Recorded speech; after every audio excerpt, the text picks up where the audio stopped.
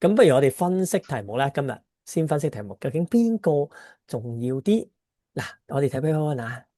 咁啊，頭先講咗歐洲市啦，歐洲市就年年都出咗巴黎和會啊，跟住講咗出出埋極權啦，希特拉墨索里尼啦，就冇出希特拉近幾年啦，冇出希特拉，講埋美國國聯啦，冇出華盛頓。冇出嗰位海格伯利安，冇出嘅。嗱，好耐嘅時候，歐洲史真係好耐啦，2014年啦，14啦，咁跟住再後少少前10年啦，咁巴黎會啊都係巴黎會，跟住咧2015年啲巴黎會啦，2017年咧就都係講緊英國法國嗰個法國嗰個態度啊，法國喺戰後嘅態度。跟住咧，巴黎會冇好耐冇出過出政策啊！睇一睇，好耐冇出過出政策，亦都好耐冇出過嗰個裁軍，唔係從未出過裁軍會議，係從未出過嘅華盛頓啦。咁歐洲史你再諗諗啦，睇下，哎呀，sorry，係歐洲史你再諗諗，諗諗嗰個歐洲史再諗諗，究竟會出啲乜嘢啊？嗱，我再分析翻啦。咁不如咁簡單分析翻簡單分析翻個究竟其實邊啲題目會出啦？嗱，首先論述題先啦，亞洲史先啦，不如係咪香港史先啦？香港史近期啊，論述題啊，論述題誒唔係年題嗱，我講過啦，政治史就難出噶啦。咁咧出親都而家會出華人組織，2024年前年啦，2024年出咗華人組織，咁應該都唔會再出啦。咁唔會再出，佢就會講緊類似可能如果講出政治㗎，出政治就會講緊咧，就出戰前嘅香港嘅英國喺喺英治期間，究竟會唔會係一個獨裁咧？係啦，啲港督大晒啦，啲所謂叫行政主導啦，係啦，港督係權力僅次於上帝啦。如果你記得仲係嗰個啦，咁啊行政主導，咁記住溫和。咁不過嗱，上年就出咗啲自由貿易政策，好鬼專啊，好難答。咁咧，咁好彩嘅就係好少會前一年係好專嘅，跟住再嚟多次，整多次玩死你，整多條咁專嘅題目嘅，所以年年都唔係好少會咁嘅。咁我放大啲啲俾你睇啦，係啦，放大少少啦。咁啊亞洲史咧，其實最易答嘅一定係日本史噶啦，就唔係香港史嘅。咁香港史咧，咁嗱順住啊，2024年咧就出咗條華人啊。嗱，佢好易噶呢個華人組織，咁咧講緊一啲華人精英啦，啲直至41年啲周壽臣啊，嗰堆咁嘅人啦，係啦，第一周壽臣啦，何東啦，係啦，咩記住嗰堆咧，咁啊第一個華人嘅行政局議員啦，咁啊要你記得啊，周壽臣啊，係啦，咁啊跟住啊，係啦，咁仲有嗰堆人啦，咁啊嘅另外華人組織就係東華三院啊，咁屯王閣啊，咁咧全部都喺本書有嘅，係啦，不過機會少啲啦，咁所以出招題會好多啲，跟住就出經濟啦，哇呢個易嘅，經濟發展帶來都市化，都市化促進經濟，咁咧呢個係有少少吹嘅，係啦，啱啱佢就問你呢個說法啱啱啦，係啦。你答佢啱又得，答佢唔啱又得嘅。啲經濟發展帶嚟都市化，講緊係50年代開始，講緊個新城市嘅政策啦，係10年建屋計劃啦，咁類似啦。咁啊現代化，記住一定要背現代化，咁好中意現代化，以前好中意現代化，不過而家少咗。呢個係講緊現代化其中嘅都市化啦。咁再上啦，有啲好專嘅題目啊，好少溫嗱，但係睇一睇。2021年出咗條亞太角色，已經5年冇出啦，咪4年啦，你當計埋上年啫。咁今年究竟會唔會出亞太角色咧？所以小心啲溫埋佢好啲。如果你係溫香港事啊，的士好緊啦。佢嗱個角色咧，俾個名得噶啦，俾完個名佢做咗啲乜得噶啦。呢啲題目係背書題，你俾到個名佢做咗啲乜咁得噶啦，係啦。跟住再上少少就係中港關係啦。咁好中意中港關係，近年好中意中港關係啊。上年出咗條好專嘅中港關係啦。今年究竟會唔會出咧？係啦，再上一年就好深啊，就佢話香港作為國際城市有着強烈嘅中國身份認同，同日漸強大嘅香港人身份認同。咁你有中國人有香港市人啦，佢哋當年點解咁特別咧？2018年，再前少少係有個研究嘅，就話係唔係有個香港人同中國人嘅身份嘅調查嘅，咁咧所以就出咗條咁嘅題目，咁都難嘅，係啲好專嘅題。咁跟住蛻變，咁就易啦，記住蛻變係轉捩點題目，啲佢有冇變嘅啫，前中後咁樣去解啊。咁既然嗱，我都講咗啦，上年出條咁專嘅題目，出咗條社會經濟嘅，咁跟住再上係出咗政治嘅，再上係出經濟嘅，再上係出亞太角色啲文化經濟。好啦，咁究竟出咩？你自己衡量下。究竟如果香港市嗱，肯定唔會專噶啦。我都講咗啦，佢既然一年出咗專嘅題目，咁今年就應該唔會出啲咁專嘅題目噶啦。咁兩道題嘅話，咁咧你就穩陣啲啦，同我溫咗香港嘅政治啦，啲49年之前唔係華人喎，因為2024年出咗喎。咁你可以溫埋華人嘅，因為佢都連帶華人噶嘛，行政主導啊，跟住港督嘅角色啊，同埋華人嘅機構啊，有組織嘅參與啊，團房局啊，例如保良局啊，例如東華三院啊，做咗啲乜嘢喎？係啦，咁呢啲唔係好難嘅，你可以溫嘅，嗰度唔係好多版嘅啫。係啦，好，跟住頭先講咗啦。亞太角色小心留意一下。咁咧雖然嘅經濟發展經濟發展出咗啦，跟住經濟發展，咁咧呢個係經濟發展啦，跟住都市化都係經濟發展啦，再上又係經濟發展喎。不過經濟發展都有啲機會嘅，就係講緊嗰啲國際城市啊，國際城市同埋咧嗱，呢個就出咗嘅，就係講緊行政主導。不過個特徵，行政主導只不過係其中嗱。如果見到啲小心啊，同中國關係嘅特徵唔係行政主導，講錯啊！呢條題目係講緊同中國嘅關係，啲好定壞啊，密不可分嗰樣嘢啊，係啦，就冇講話政治嘅特徵啊。好中意講中港關係嘅，前幾年，前幾年都好講中港關係。咁究竟有冇中港關係啊？咁我成日都好強調噶，呢幾年都好強調，即係中港關係會提嘅，係啦。話中國點樣促進咗香港嘅經濟？係啦，點樣促進香港嘅經濟咧？中國因素係咪好重要？嗱，又就唔一定可以評論中國因素好重要嘅，就點如何咁好直述嘅。好，香港史就係咁啦。咁中國史就小心啦，留意下。咁咧嗱，你見咧上一年就出咗條經濟角度探討下毛澤東鄧小平鄧小平之前就唔講冇出鄧小平喎。咁機會咧順住落去啦，你哋睇下就知噶啦。咁2025年啦，跟住2024年就出翻上面啦，就探討共產主義呢個直屬嘅。咁咪當年就好開心嘅背書題，中史背書題，共產主義革命不同嘅特色，你俾個特色佢，跟住講俾你聽嗰個時期點發展得噶。共產主義啲共產黨點樣發展啦？係啊，跟住世點發展啦？跟住嗱，再上少少。2023年就討論佢同亞太關嗱，呢幾年咧，因為成日都冇出過亞太關係，所以好中意講亞太關係。嗱，香港史頭先講咗，2003年就出咗亞太關係啦。香港史又係啦，香港史咧突然間彈過亞太關係嘅。2021年會唔會日本史就未出過咩亞太關係嘅？係亞太關係咁嘅。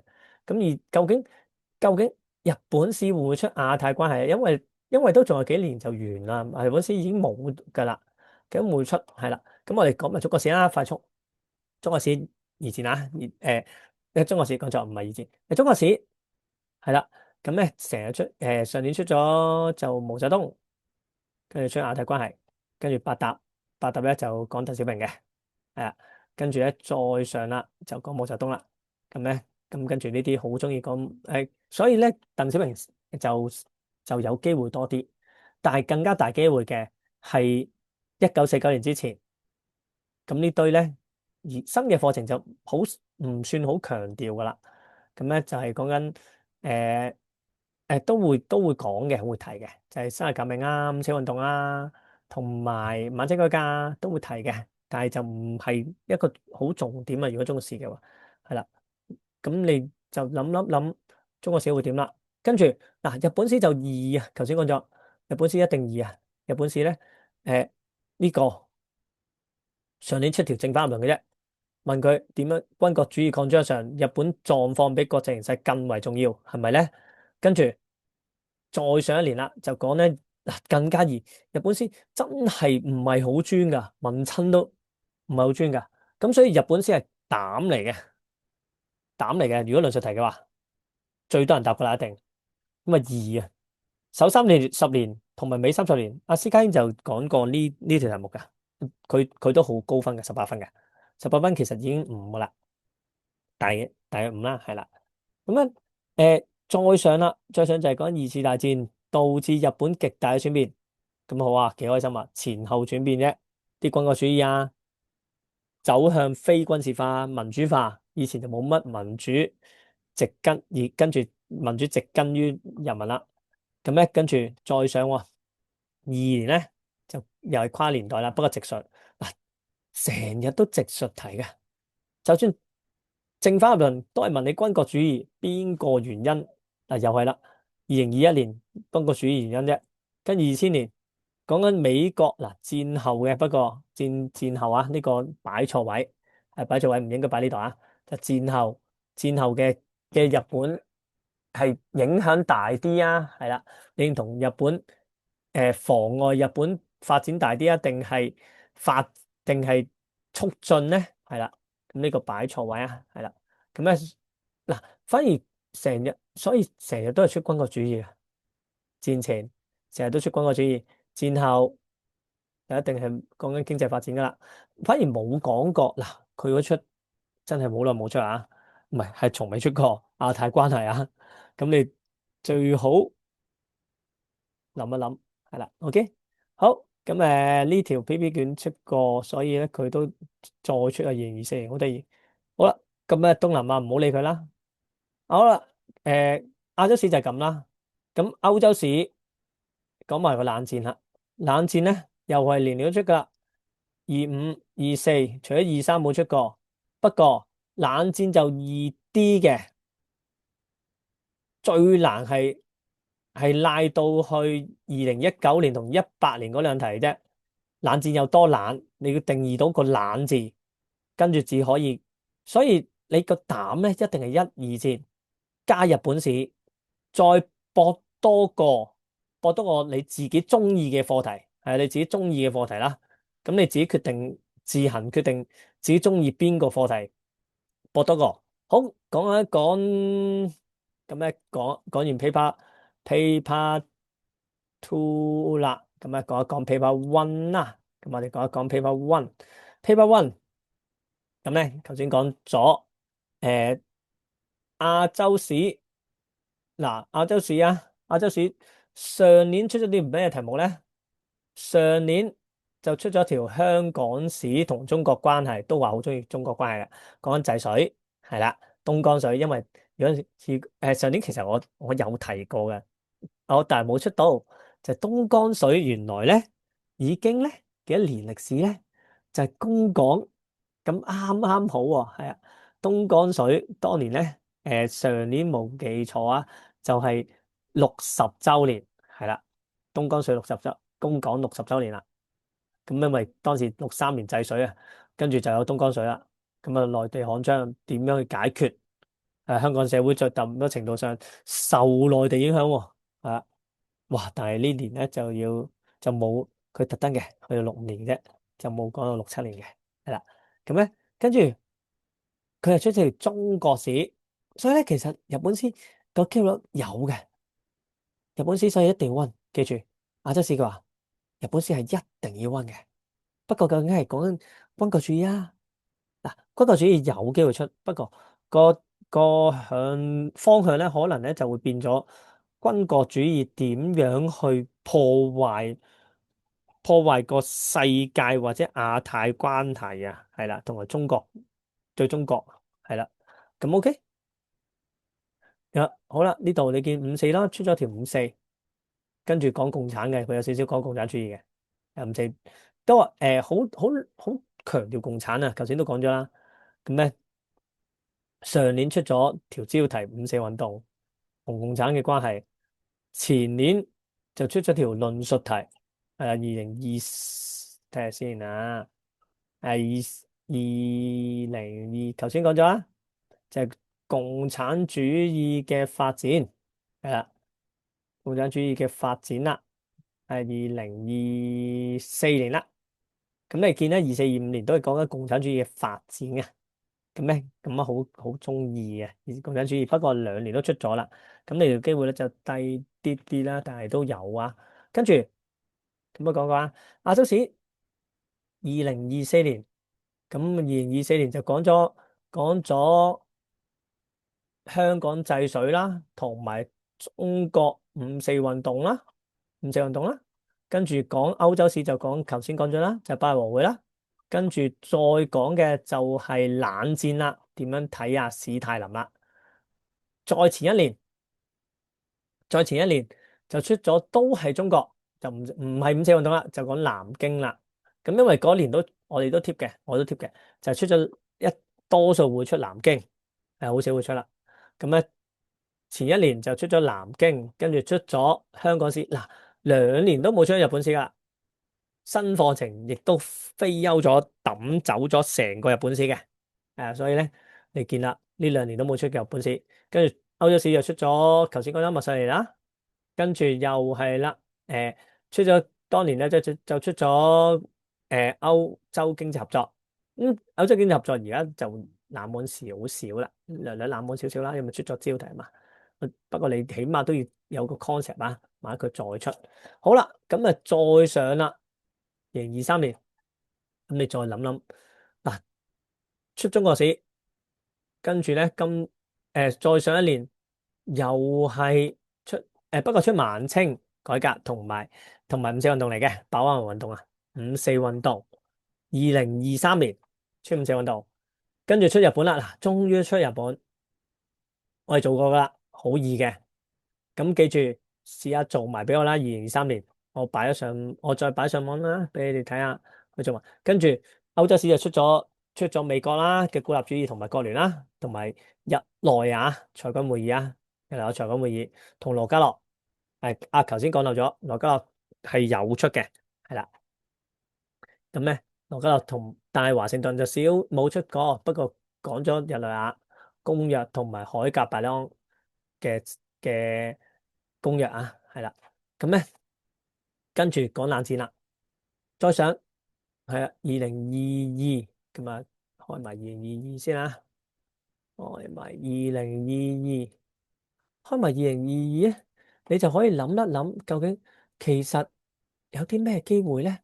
個機會率嗱，出咗日本啦，日俄戰爭嗱呢2年啊，2022、23年都出咗日俄戰爭，因為日本講錯係日本。咁啊，日本係好易嘅啲題目，跟住出咗條香港史人口啊嘅特徵啊，城市化，跟住出咗一戰，同埋好少出嘅嗱，我都講咗今年一定噶啦，4年唔好出啦，就係講緊天花疫症，係啦，咁今年仲唔出環境同埋所有內容，係啦，好再上少少啦，咁啊，我哋淨係睇多2年就算啦。睇咗2年咧，咁咧2021年出咗香港嘅永安啲現代化，係啦，經濟發展有多大用處啊？跟住出改革開放，跟住出14條啊，啲講美國嘅孤立政策，係啦，跟住講巴黎和會，美國孤立政策同巴黎和會啦，啲一二戰啦，跟住就講冷戰啦，講可口可樂嘅問題啦，跟住講埋2020啦，係啦，二零二零嗱，2020咧，我哋再睇睇啦。咁你就去自己衡量下。2020出一條香港嘅政治史，好少會出啦，冇噶啦，基本上自從2000之後都冇再出過。咁政治史，香港政治史啦，跟住日本、中國同日本嘅關係呢年簡直係從此就冇再出現過中國同日本嘅關係，因為呢年俾人取消咗啊，呢個題目俾人取消咗。咁中國同日本帶嚟利多爾弊啊！咁跟住講緊香港嘅政治史啦，呢年簡直係好得人驚嘅，係啊，兩個都係啲好應該唔會再出噶啦，係啦。跟住第三條就出咗個鋼約，係啊，唔係係講錯，係出咗煤鋼共同體啲歐洲經濟合作，跟住出一戰，佢冇出一二戰同冷戰，好奇怪。佢冇出一二戰同冷戰，佢冇出一二戰之間一啲二次大戰同埋冷戰，佢出咗條一戰啦，同埋歐洲經濟合作2020。好啦，再上少少講埋最後啦，講埋最後咧就係2019年啦。2019年就出咗中國同華人嘅關係，中港關係啦，跟住講日本戰後發展，跟住講咩咧？就出一條冷戰啦，呢個好，呢個成日都見到啦，古巴導彈危機啦，跟住出咗條巴黎和會俾你睇噶啦，其實出嚟巴黎和會嘅，咁所以你見到啦，個分析大概係咁啦，咁大約係俾晒啲題目你去諗一諗，究竟其實會出啲乜嘢啦？咁2年冇出過日本噶啦，確實嘅。兩年都冇出過日本，究竟個機會率又冇咧？嗱，軍國招題啊，日本史就少咗啊。嗯，個佢對上一次已經23年啦，日本史就冇出，咁所以究竟會唔會出兩年嘅招題冇出啦？咁出親都個二噶嘛，所以膽你應該溫一溫日本啦。OK，無論軍國主義、戰後經濟。記住溫一溫埋政治啊，啲自民黨好長期穩定啊，嗰啲因人口啊，男女平等啊嗰啲啊，略略都要提埋，因為論述題可能會提一提啦。係啦，OK，好，到呢度咧，我就略略分析咗呢個內容啦。誒、大約嘅 Paper One 同 Paper Two 個出嘅重點啦，咁招題其實都講埋啦。